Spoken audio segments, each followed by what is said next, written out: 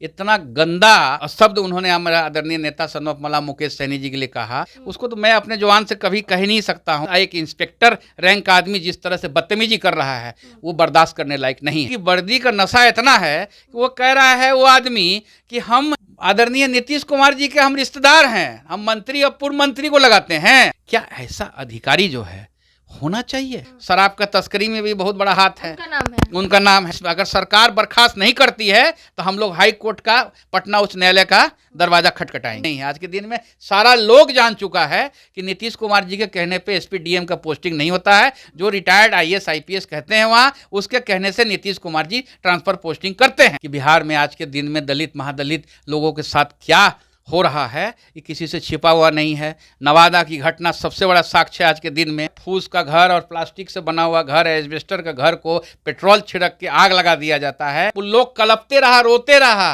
और 2.5 घंटा तक पुलिस वहां नहीं आती है। वीआईपी सुप्रीमो मुकेश सहनी को जो है थानेदार ने भद्दी भद्दी गालियां दी। आपने ऑडियो तो सुना ही होगा, अब तक बहुत जगह पे वायरल भी हो चुकी है। इन्हीं सब मुद्दों पे बातचीत करेंगे। हमारे साथ वीआईपी पार्टी के राष्ट्रीय प्रवक्ता देव ज्योति सर हैं। सर बहुत बहुत स्वागत है। जी जी प्रणाम, नमस्ते। सर क्या कुछ पूरा मामला है? कि 14 सितंबर को हमारे प्रखंड अध्यक्ष जो हैं गया के, इमामगंज के, उनका शेरघाटी कोर्ट में मोटरसाइकिल चोरी हो गई। मोटरसाइकिल चोरी हो गई तो उन्होंने एफआईआर करने के लिए उसको बहुत बेचारा परेशानी हुआ। तब तक तो बेचारा बोला नहीं कुछ वो आदमी, लेकिन किसी तरह से करके एफआईआर करवा लिया। गाड़ी का मामला था तो उसको भी पुलिस ले लिया कि गाड़ी का मामला है तो इसको ले लेते हैं, और उसके बाद एफआईआर किया। एफआईआर करने के बाद सोचिए कि कितने प्रताड़ित जो है, किस तरह से प्रताड़ित किया जाता है। आज के दिन में हर एक बिहार के 99% थाना का यही हाल है कि वो जाके गुहार लगाता है, थाना प्रभारी को कहता है कि हमारा मोटरसाइकिल चोरी हो गया है। सर उसके ऊपर एक कैमरा लगा हुआ है, उस कैमरा में जो चोरी किया है उसका फोटो कैद है, आप उसको देख लीजिएगा तो समझ में आइएगा। हम भी खोजेंगे, आप भी खोजिएगा। हम यहीं का कोई लोकले चोरी किया होगा तो पकड़ा जाएगा कि कौन चोरी किया है। थानेदार साहब को फुर्सते नहीं मिला कि जाके उसका फुटेज निकाल के लाए। अरे फुटेज तुम नहीं निकाल सकते हो तो भाई किसी को भेज दो ना ला निकालने के लिए। और जिसका फुटेज था जब तक पुलिस नहीं जाती वो निकालने के लिए देने इनकार कर रहा था। तो इसी चीज़ में जो है हमारा वो अपना मेरे जो युवा के प्रदेश अध्यक्ष हैं, युवा के प्रदेश अध्यक्ष को उसने कहा कि भैया आप ज़रा सा थाना में फ़ोन करके बोल दीजिए। तो उसने थाना में फ़ोन करके बोला कि भाई इंस्पेक्टर साहब उसका मोटरसाइकिल चोरी हो गया है, खाली वीडियो फुटेज निकलवा दीजिए। तो वीडियो फुटेज निकाल दीजिएगा तो चोर का पता लग जाएगा कि चोरी किसने किया है। तो फिर वो गया थाना में मिलने के लिए। उसी में थानेदार साहब जो है ऐसा बम के कि पैरवी कराता है रे, फलाना कराता है रे, फलाना रे, मैंने इस तरह से। अब जो वायरल है उसको तो मैं अपने जुबान से कभी कह नहीं सकता हूँ, ना हम कभी कहना चाहेंगे। मतलब कोई भी आज के दिन में सुनेगा तो उसका मतलब इतना गंदा शब्द उन्होंने हमारे आदरणीय नेता सन ऑफ मला मुकेश सैनी जी के लिए कहा। और सबसे बड़ी बात है कि सोचिए कि वर्दी का नशा इतना है कि वो कह रहा है वो आदमी कि हम आदरणीय नीतीश कुमार जी के हम रिश्तेदार हैं, हम मंत्री और पूर्व मंत्री को लगाते हैं। वीडियो में साफ दिख रहा है। तो हम लोगों ने तो भाई इस चीज़ को जो है मामला को उठाया। हमने पुलिस महानिदेशक जो भी हो, जो भी एडिशनल डायरेक्टर जनरल पुलिस हो, जो आला कमान है, सबके हमने व्हाट्सएप में भेजा कि सर इस तरह से किया जा रहा है।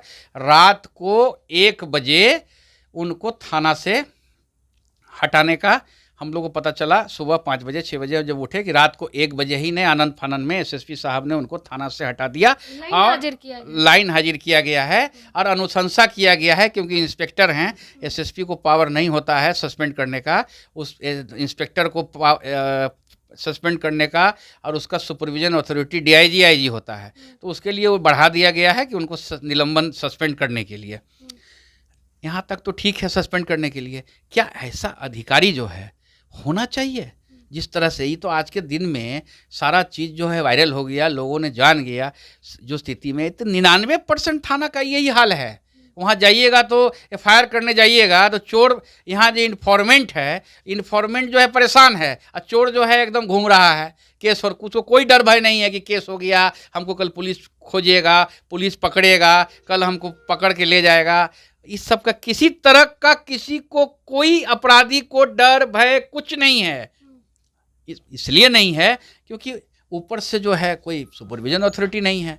यहाँ चुनिंदा रिटायर्ड आईएएस अफसर लोग जो है सरकार चला रहे हैं, वही निर्देश दे रहे हैं, वही एसपी डीएम का पोस्टिंग कर रहे हैं। ये किसी से छुपा हुआ नहीं है। आज के दिन में सारा लोग जान चुका है कि नीतीश कुमार जी के कहने पे एसपी डीएम का पोस्टिंग नहीं होता है। जो रिटायर्ड आईएएस आईपीएस कहते हैं वहाँ, उसके कहने से नीतीश कुमार जी ट्रांसफ़र पोस्टिंग करते हैं।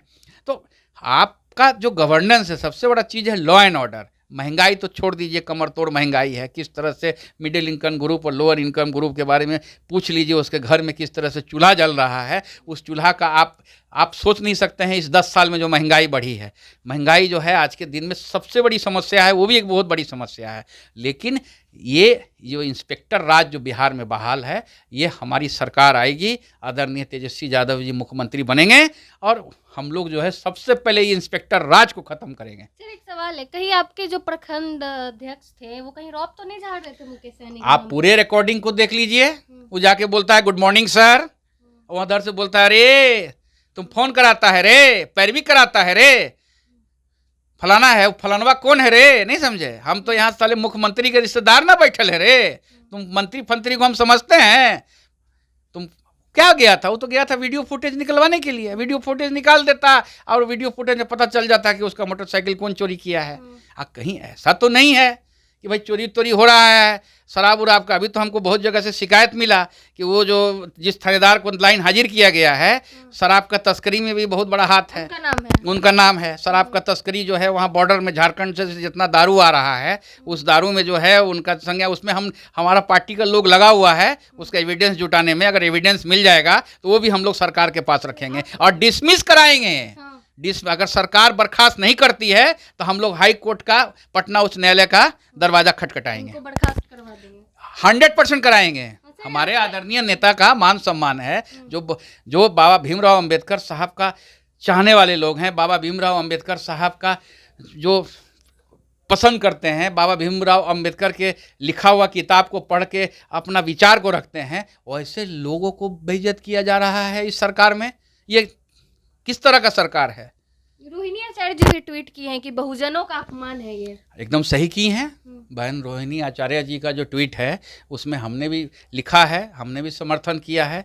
रोहिणी आचार्य जी समझ सकती हैं कि बिहार में आज के दिन में दलित महादलित लोगों के साथ क्या हो रहा है। ये किसी से छिपा हुआ नहीं है। नवादा की घटना सबसे बड़ा साक्ष्य आज के दिन में। जिस लोगों के पास खाने पीने का, आज क्या खाएगा कल बेचारा क्या खाएगा उसका ठिकाना नहीं है, वैसे लोगों को जो है फूस का घर और प्लास्टिक से बना हुआ घर, एस्बेस्टर का घर को पेट्रोल छिड़क के आग लगा दिया जाता है और 2.5 घंटा तक पुलिस वहाँ नहीं आती है। क्यों नहीं आती है पुलिस भाई? 2.5 घंटा कौन है? आपका 112 नंबर क्या कर रहा है? बाकी लोग क्या कर रहा है? नवादा यहाँ से पटना से सटा हुआ कितना दूर का रास्ता है? 2.5 घंटे का रास्ता है।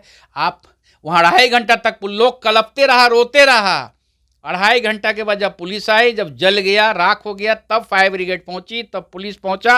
और क्या इन्वेस्टिगेशन हो रहा है, नहीं हो रहा है, आपके सामने है। उसको भी वहाँ के एसपी साहब को और एडीजे लॉ एंड ऑर्डर जो हैं बिहार के, उनको बताना चाहिए कि नवादा में कितने लोगों का आपने गिरफ्तारी किया और क्या इन्वेस्टिगेशन है, वो जनता को बताना चाहिए। कोई चीज़ छिपाने से आज के दिन में छिपना नहीं है।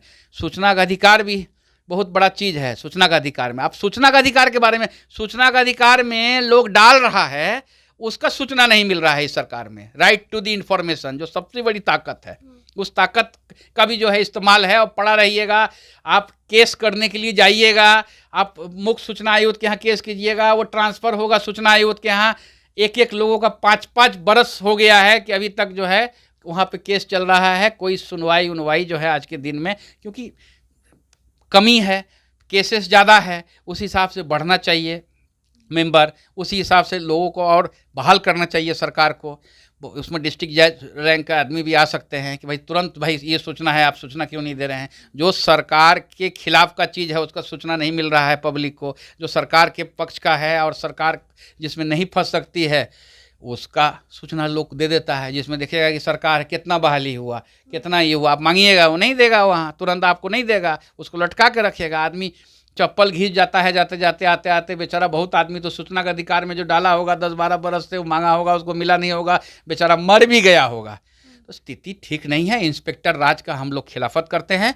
हमारी सरकार आएगी, आदरणीय तेजस्वी यादव जी मुख्यमंत्री बनेंगे, सबसे पहले हम लोग काम करेंगे कि इंस्पेक्टर राज को खत्म करेंगे इस राज से। सर, जब मुकेश सहनी जो कि पूर्व मंत्री भी रह चुके हैं, उनको गालियां दे रहे हैं, तो आम जनता के साथ क्या होता होगा? आप यही सोचने वाली बात है ना, ये तो सोचने वाली बात है कि सरकार किस तरह से, आप हर एक थाना में रिकॉर्डिंग है। और सबसे बड़ी चीज़ क्या है कि इंस्पेक्टर साहब जो वायरल वीडियो हुआ और इंस्पेक्टर साहब तो कैद भी हो गए अपने वीडियो में, जहाँ कैमरा लगा हुआ था उसमें भी कैद हो गए। एएसपी साहब गए थे जांच में, पुष्टि किया उन्होंने कि हाँ ऐसा घटना घटी है।